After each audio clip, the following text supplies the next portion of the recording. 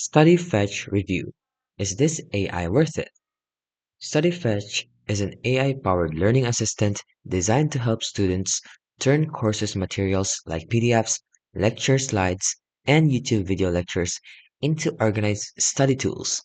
It produces notes, flashcards, quizzes, and features like a conversational tutor named Spark.E.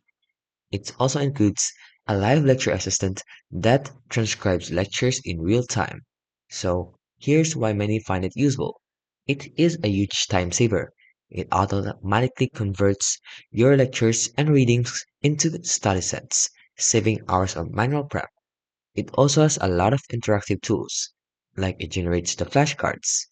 It even have a Spark e-tutor chat where you can follow up and ask questions about your material, making studying more interactive. They also have a lot of positive student stories, in Reddit especially. But it comes with the cons. They have reliability flaws. They also have glitches and slowness. They also offer content limitations, so if you need more content, this might not be for you. They also have an Android app which is very buggy, but overall, it's worth it.